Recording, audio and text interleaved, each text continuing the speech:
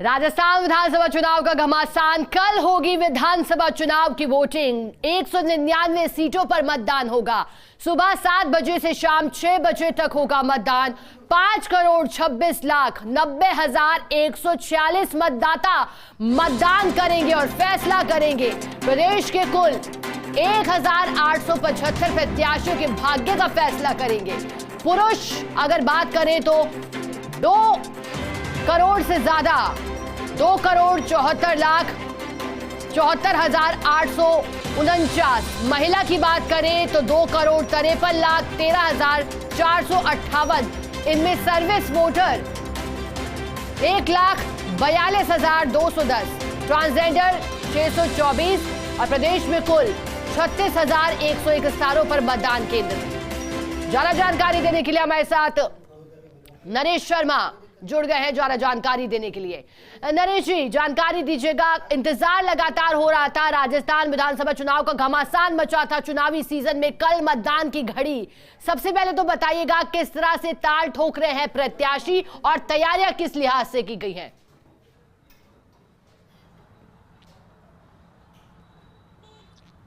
बिल्कुल, देखिए लगभग 1 महीने तक जो प्रमुख दल है उन्होंने चुनावी प्रचार किया था, घमासान मचा था और अपनी पूरी ताकत झोंकी थी। हालांकि चुनाव प्रचार कल शाम को ख़त्म हो गया था, लेकिन आज जो है वो घर घर दस्तक देने का सिलसिला जारी है। आज सुबह से ही तमाम नेता, चाहे मुख्यमंत्री अशोक गहलोत की बात करें या नेता प्रतिपक्ष राजेंद्र राठौड़ की बात करें या वो नेता जो अन्य चुनावी मैदान में हैं, चाहे भारतीय जनता पार्टी के हो, कांग्रेस के हो, चाहे आरएलपी के हो, बसपा के हो या निर्दलीय हो, तो वो आज घर घर जाके दस्तक दे रहे हैं, क्योंकि अब और कोई तरीका नहीं है उनके पास अपने मतदाताओं तक पहुंचने के लिए। लेकिन अब जो कह सकते हैं अब बारी मतदाताओं की है। कल का वो दिन आ गया है जब मतदाता अपनी सरकार चुनेंगे और अपने 5 साल के भविष्य का फैसला करेंगे। साथ में जो प्रत्याशी मैदान में खड़े हैं उनके भविष्य भी तय किया जाएगा। जिस तरह से आपने बताया आंकड़ों के माध्यम से कि कितने प्रत्याशी मैदान में हैं, किस दल के, लेकिन खासकर 199 सीटों की हम बात कर ले जहां भाजपा और कांग्रेस है और प्रमुख दल के रूप में आमने सामने हैं, तो यहाँ पर तमाम जो बड़े नेता, चाहे वो कांग्रेस और भाजपा के स्टार प्रचारक भी हो, वो भी मैदान में हैं और कईयों का जो भविष्य है वो कल तय हो जाएगा। खासकर राजनीतिक मसले पर हम बात करें, कई मुद्दों पर चुनाव को लाने की कोशिश की गई थी भाजपा और कांग्रेस के नेताओं के द्वारा। चुनाव प्रचार के माध्यम से, सभाओं के माध्यम से, रोड शो के माध्यम से और अन्य यात्राएं निकाल के कोशिश की गई थी।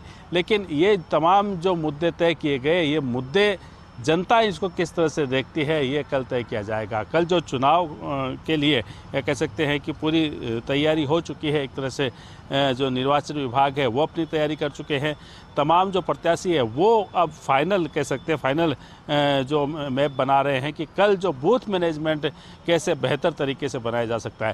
क्योंकि देखिए कल का जो मैनेजमेंट होता है वो सबसे अहम होता है, क्योंकि आपने भले ही प्रचार कर लिया हो, आपने भले ही मुद्दे गिना लिए हो, लेकिन अगर मतदाताओं को आप बूथ तक लाकर ईवीएम का बटन दबाने में सफल नहीं होते हैं तो आपकी अब तक की जो मेहनत है वो बेकार जाती है।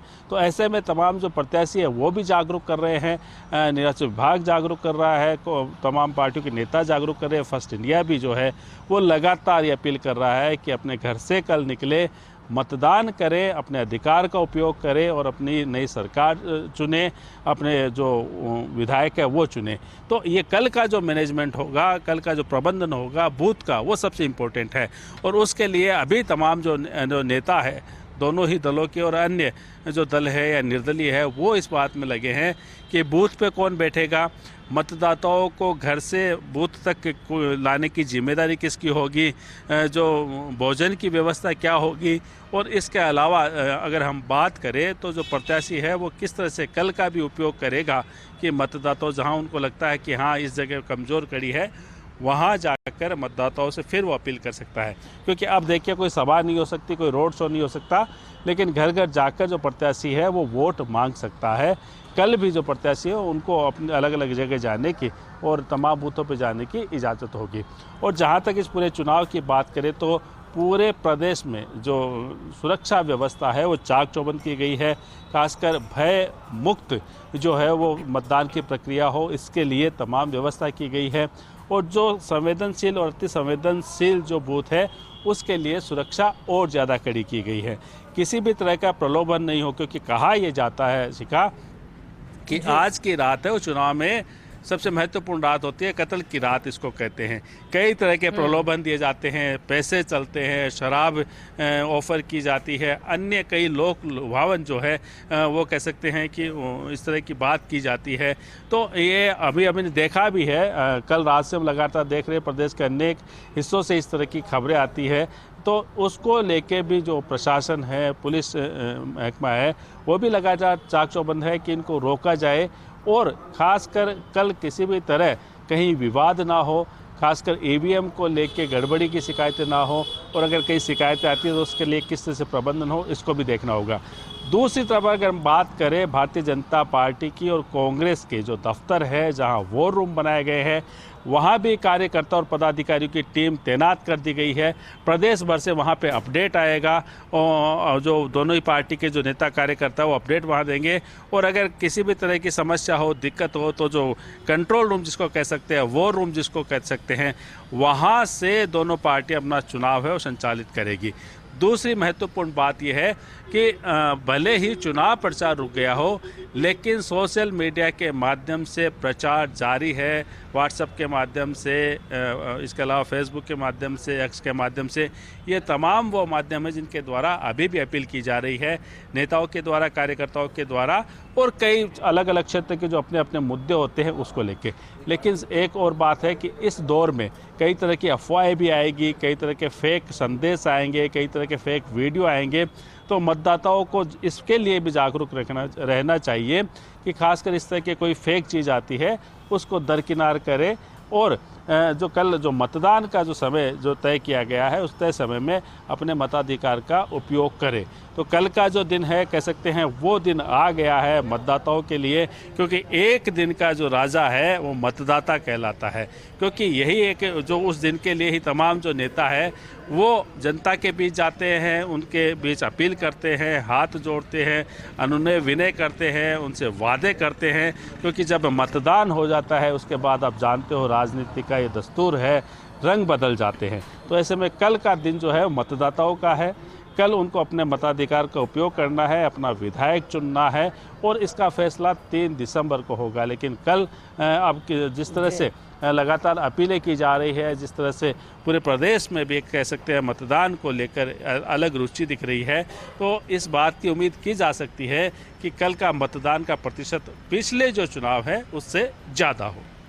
नरेश जी, इसी पर मेरा सवाल रहेगा। कल देवउठनी एकादशी के बाद प्रदेश पूरा दुल्हन की तरह सजा था, और फिर सावों की शुरुआत के साथ ही शादी सीजन की शुरुआत भी हुई थी। लेकिन अब कल एक और महापर्व लोकतंत्र का, और किस तरह से वोटिंग प्रतिशत को बढ़ाया जाए, इसके लिए नरेश जी क्या विभागों की ओर से और क्या अपनी अपनी तरफ से तैयारियां की गई हैं पार्टियों के द्वारा भी, ताकि वोटिंग प्रतिशत को बढ़ाए? क्योंकि एक वोट की कीमत क्या होगी, लगातार नरेश जी ये समझते आए हैं। 2008 में भी जब सीपी जोशी को लेकर जिस तरह का वाकया हुआ था, एक वोट से वो उस वक्त हार गए थे, और या फिर अलग अलग अटल बिहारी वाजपेयी सरकार के वक्त जो हुआ था, सरकार गिरने की बात जो आ गई थी, उसको देखते हुए एक एक वोट की कीमत है।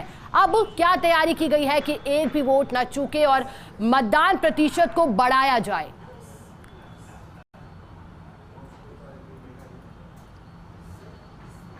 बिल्कुल शिखा, आपने सही कहा। जब एक वोट की बात होगी तो हमेशा सीपी जोशी का उदाहरण जरूर दिया जाएगा, अटल बिहारी सरकार का उदाहरण जरूर दिया जाएगा, और हम जब भी इस बात की चर्चा करती तो उदाहरण बिल्कुल सामने आता है। और ये कीमत न केवल नेता जानते हैं बल्कि जनता भी जानती है। और इसके कारण से चाहे, जैसे मैंने कहा, चाहे निर्वाचन विभाग हो, चाहे प्रत्याशी हो, चाहे प्रमुख दल हो, सामाजिक संस्था हो, व्यापारिक संस्था हो, उन्होंने भी अपील की है। और ख़ासकर कई जगह तो व्यापारिक संगठनों ने इस तरह की व्यवस्था भी की है कि वो अपने प्रतिष्ठान बंद रखेंगे, और अपने जो भी वहाँ पे जो कर्मचारी है या अपने यहाँ श्रमिक है कारखानों में, उनको अवकाश देंगे कि वो जाएं और अपने मतदान करें, अपने मताधिकार का उपयोग करें, अपनी जगह जगह जाए।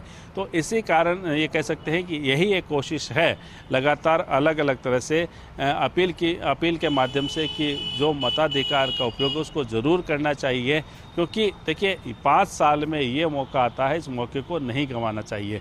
जो आपके लिए सर्वश्रेष्ठ उम्मीदवार हो, जो लगता है आपके लिए काम करेगा, जो लगता है कि आपके क्षेत्र की सेवा करेगा, जो लगता है कि आपके क्षेत्र के जो मुद्दे हैं उनको हल करेगा, और आपको लगता है कि विधानसभा में आपकी आवाज़ बुलंद करेगा, ऐसे उम्मीदवार को आप वोट दीजिए, अपने अधिकार का उपयोग कीजिए। फर्स्ट इंडिया भी लगातार अपील करता है। इस अपील का असर जो विभिन्न कह सकते हैं माध्यमों से हो रहा है कि कितना होगा, जो अपील की जा रही है ये कल देखने को मिलेगा। क्योंकि देखिए अलग अलग तरीके से हमने देखा है पिछले 1 महीने से, चाहे वो जो कह सकते हैं आइकॉनिक जो व्यक्ति है, चाहे खिलाड़ी है, वो भी अपील करते नजर आए हैं। इसके अलावा और जो प्रबुद्ध लोग हैं, विभिन्न सामाजिक संगठनों के, विभिन्न धार्मिक संगठनों के जो प्रमुख हैं, वो लगातार अपील करते आ रहे हैं कि जो मताधिकार का उपयोग ज़रूर किया जाए, क्योंकि ये करना ज़रूरी है। ये ज़रूरी इसलिए है, आपके भविष्य का सवाल है, प्रदेश के भविष्य का सवाल है, आपके विधानसभा क्षेत्र का सवाल है, क्योंकि अगर सही व्यक्ति चुनेंगे तो सही कह सकते हैं सरकार भी चुनेंगे एक तरह से। तो ऐसे में अब कल खासकर देखिए हमने ये देखा है, इस बात की प्लानिंग की गई है। कई जगह हम जब देखते हैं कि जो वोटर्स है वो उनका नाम मतदाता सूची में कहीं है, वो रहते भी दूसरी जगह है, लेकिन खासकर सर्विस वोटर्स जो है उनके लिए व्यवस्था की गई थी कि वो मतदान केंद्रों के लिए रवाना होने से पहले उनका मतदान हो जाए। और साथ में कई अन्य जो खासकर अलग अलग क्षेत्रों से जुड़े हैं, चाहे जर्नलिस्ट की बात करें, अन्य लोगों की कुछ प्रमुख श्रेणियां ऐसी बनाई गई थी कि उनको पहले ही ये विकल्प दिया गया था कि वो अपना जो वोट है वो पहले दे सकते हैं। इसके अलावा ये भी व्यवस्था की गई है कि अगर जो मतदाता है किसी दूसरे शहर में है, दूसरे इलाके में है, तो उसके लिए विशेष वाहनों की व्यवस्था, विभिन्न जो टीमों का गठन है वो राजनीतिक दलों ने भी किया है, प्रत्याशियों ने भी किया है कि उनको उनके क्षेत्र में लाया जाए, उनका वोट डलवाया जाए। और ख़ासकर अगर हम राजधानी जयपुर की बात करें, ऐसे कई और उदाहरण प्रदेश में भी देखने को मिल सकते हैं कि यहाँ पे जो अधिकांश जो प्रत्याशी है उनका वोट जिस क्षेत्र से वो लड़ रहे हैं वहाँ पे उनका वोट नहीं है, बल्कि दूसरे क्षेत्र में है। तो वो प्रत्याशी भी पहले अपने क्षेत्र में वोट डाल के आएंगे, फिर जहाँ से वो चुनाव लड़ रहे हैं वहाँ पे अलग अलग बूथ पे जाएंगे, मतदाताओं से संपर्क करेंगे। तो देखिए कोई कहीं भी व्यक्ति रहे, चाहे दूसरे शहर में रहे, दूसरे इलाके में रहे, तो अपने क्षेत्र में जाके जहाँ उसका मतदाता सूची में नाम है वहाँ जाके वोट डले। इसकी पूरी तरह से प्लानिंग है वो राजनीतिक दलों ने भी की है, प्रत्याशियों ने भी की है, और ये पूरे प्रदेश का ऐसा है। कई बार हमने देखा है कि अगर राजस्थान की बात करें तो जो कह सकते हैं सिरोही है, पाली है, इधर का जो इलाका है, यहाँ के लोग मुंबई रहते हैं, दक्षिणी भारत में रहते हैं, तो प्रत्याशियों ने वहाँ भी जाके जो है वो अपनी कैंपेन की थी। अब वो लोग यहाँ वोट डालने के लिए भी आए हैं, कल भी पहुँचे थे, आज भी पहुँचे हैं। तो ये बड़ी बात है। यही लोकतंत्र की खूबसूरती है कि भले ही दूसरे राज्य में मतदाता रहे, लेकिन अपने मताधिकार का उपयोग करने के लिए वो अपने राजस्थान में आ रहा है, क्योंकि ये राजस्थान के भविष्य का चुनाव है, राजस्थान की जो दिशा और दशा तय करने का चुनाव है, राजस्थान के सरकार का चुनाव है, और अपना जो कह सकते हैं कि अपना प्रतिनिधि चुनने का ये मौका है। तो ऐसे में इस मौके को कोई भी ना गंवाएं, और जो भी खासकर और शिखा जो नए वोटर्स है, जो युवा वोटर्स है, उनमें भी हमें काफ़ी उत्साह देखने को मिला। जो फर्स्ट टाइम वोटर्स है उनमें काफ़ी उत्साह है कि जब कल उनकी कोशिश ये है, जो हमने कई वोटर से बात की थी आज दिन में, तो उनकी कोशिश ये है कि वो अपने बूथ पे सबसे पहले जाए और पहला वोट डाले, क्योंकि पहली बार उनको वोट डालने का मौका मिलेगा।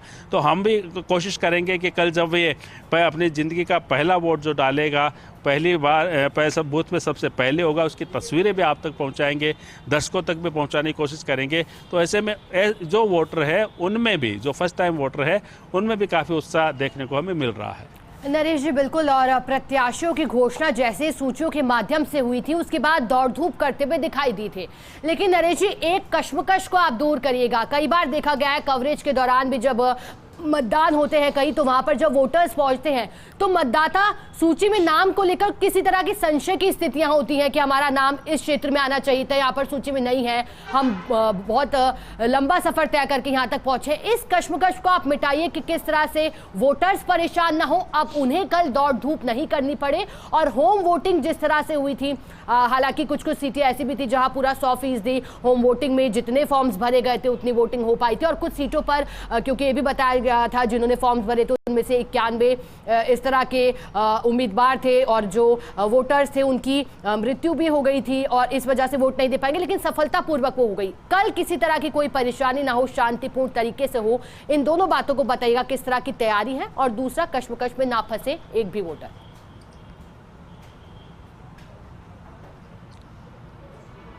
बिल्कुल, देखिए एक कोशिश रही है खासकर चुनाव आयोग की भी कि इस तरह की परेशानी ना हो। इसके कारण से जो मतदाता सूची है उसका सत्यापन भी कराया गया था, अंतिम समय तक मतदाता का जो नाम जुड़ सके इसकी भी कोशिश की गई थी।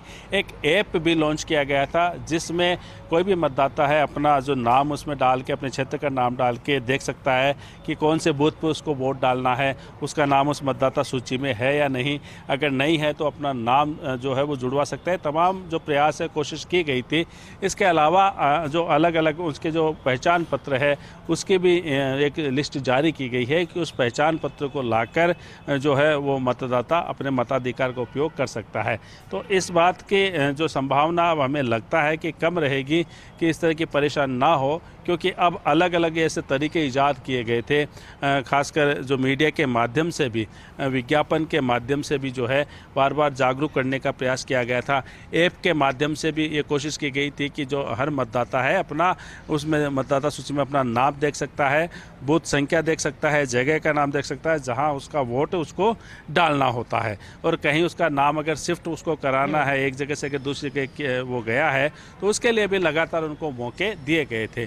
तो ये संभावना है कि इस बार इतनी समस्या ना हो, लेकिन फिर भी हम हर चुनाव में देखते हैं कई बार ऐसा कि जब मतदाता है वो जब बूथ पे जाता है उसको पता लगता है उसका नाम उस सूची में नहीं है। तो अब देखिए जब सूची में नाम नहीं है तो इस तरह की गफलत भी होगी, लेकिन खासकर जिनका नाम है, और अब तो हम ये कह सकते हैं कि ये भरोसा जता सकते हैं कि अब मतदाता इतने जागरूक है, इतने सक्रिय है कि खासकर वो अपना नाम ढूंढ लेते हैं। और वही नहीं, प्रत्याशी और जो राजनीतिक दल है वो भी अंतिम समय तक सत्यापन करते हैं। कल भी ये सत्यापन हुआ है कि जो उस क्षेत्र का वोटर है वो वहाँ पे है या नहीं है, कौन सी जगह गया है, और अगर कहीं दूसरी जगह गया है तो उससे उनके फ़ोन नंबर लेके उनको संपर्क करके उनसे अपील की गई है कि अपने क्षेत्र पे आइए, उनके लिए वाहन की व्यवस्था तक की जाएगी।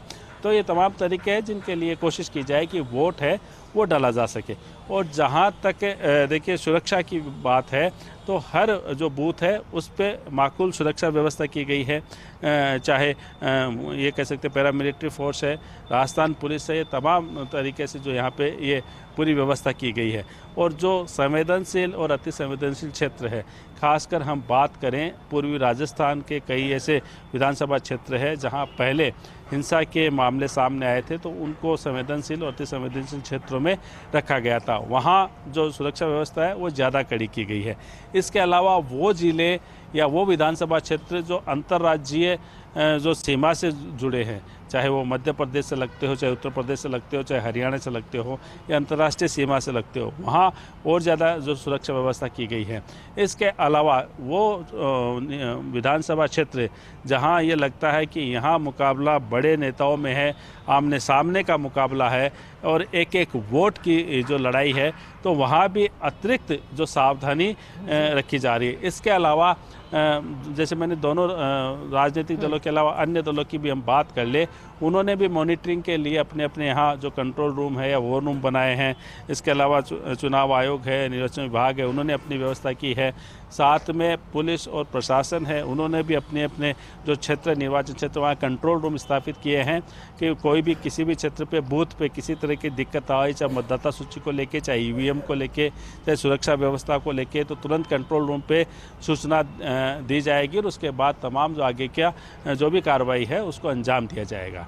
तो जो तमाम जो व्यवस्थाएं हैं उनको चाक चौबंद रखा गया है, लेकिन फिर भी हम देखते हैं जब मतदान का समय होता है तो शुरुआती जो तकनीकी समस्या है कई बार हमें ज़रूर देखने को मिलती है। कई बार ईवीएम नहीं खुलती, ईवीएम बंद हो जाती है, और कई बार हम देखते हैं कि शुरू में ही कुछ जगह पे झगड़े की स्थिति हो, खासकर जो संवेदनशील क्षेत्र हो और जहाँ पे लगता है कि काफ़ी नज़दीकी मुकाबला हो, तो वहाँ उस जगह एक विशेष चौकसी भी बरती जाएगी। लेकिन इन सब के बावजूद जो हम कह सकते हैं कि आज का जो दिन है, अब जो बचा दिन है, उसमें भी तमाम प्रत्याशियों की शिकायत कोशिश है कि एक बार फिर से जो प्रमुख लोग अपने क्षेत्र के उनसे बात कर सके, उनसे संवाद कर सके, जो रूठे हैं उनको मना सके और जो नाराज़ है उनको भी अपने पास ला सके, और ख़ासकर जो दूसरे क्षेत्र में लोग गए हैं, भले उनका मतदाता सूची में नाम जो है वो पहले से ही मौजूद है मूल जगह पे, उनको लाया जाए, उनके लिए व्यवस्था की जाए। बिल्कुल नरेश जी, और अब परीक्षा की घड़ी निकट है और ऐसे में प्रत्याशियों की दिलों की धड़कनें भी बढ़ गई हैं। बहुत शुक्रिया आपका नरेश जी।